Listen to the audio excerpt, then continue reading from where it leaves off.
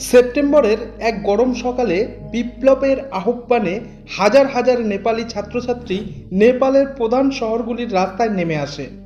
নেপালের তরুণ প্রজন্ম দুর্নীতি, অর্থনৈতিক বৈষম্য এবং অব্যবস্থার বিরুদ্ধে দীর্ঘদিন ধরেই ক্ষুব্ধ ছিল।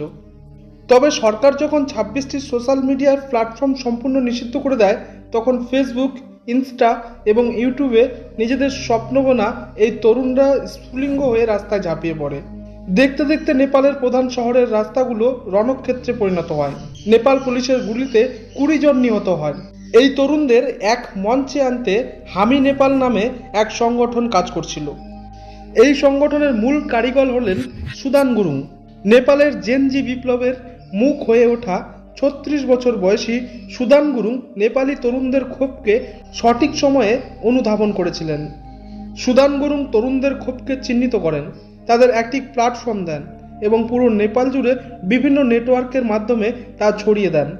এই আন্দোলনকে গতি ও দিক নির্দেশনা দেওয়া সংগঠন হামি নেপালের প্রতিষ্ঠাতা ও সভাপতি হলেন সুদান গুরুং।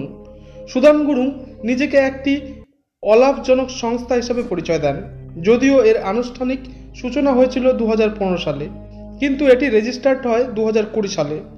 সংস্থাটির সোশ্যাল মিডিয়া অ্যাকাউন্টে এই 36 বছর বয়সী গুরুংকে একজন অ্যাক্টিভিস্ট হিসেবে বর্ণনা করা হয়েছে।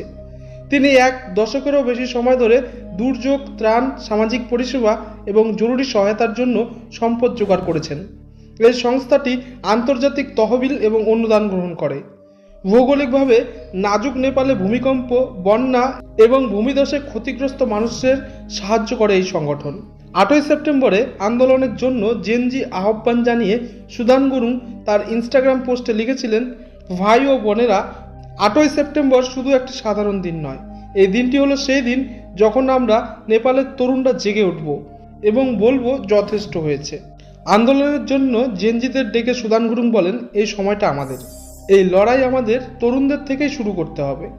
আবেগময় এবং জোরালো আহ্বান জানিয়ে গুরুং তার ইনস্টা পোস্টে লেখেন, আমরা আমাদের কণ্ঠস্বর তুলব, মুষ্টিবদ্ধ করব, আমরা ঐক্যের শক্তি দেখাবো যারা নিজেদের মাথা নত না করার অহংকার করে।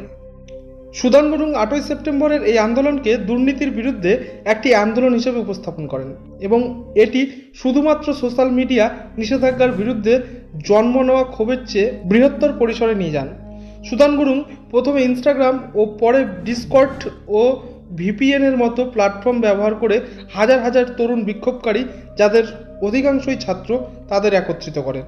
তার 25 আগস্ট 2025-এর পোস্ট, যদি আমরা নিজেদের বদলাই তবে দেশ নিজে থেকেই বদলে যাবে, বিশেষাধিকার এবং দুর্নীতির বিরুদ্ধে একটি গণ আন্দোলনের ডাক দেয়। সুদান গুরুং দেশের অভিজাত শ্রেণী, নেপোবেবি এবং রাজনৈতিক অভিজাতদের নিশানা করেন।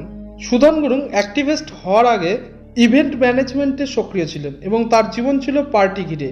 2015 সালে নেপাল ভূমিকম্প তার জীবনে একটি নতুন মোড় নিয়ে আসে।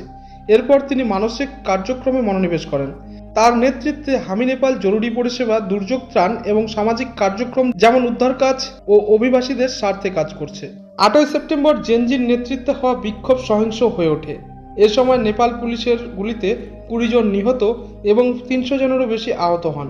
বিক্ষোভকারী ছাত্ররা সংসদ ভবনে প্রবেশ করে, ভাঙচুর এবং সহিংসতা চালায়।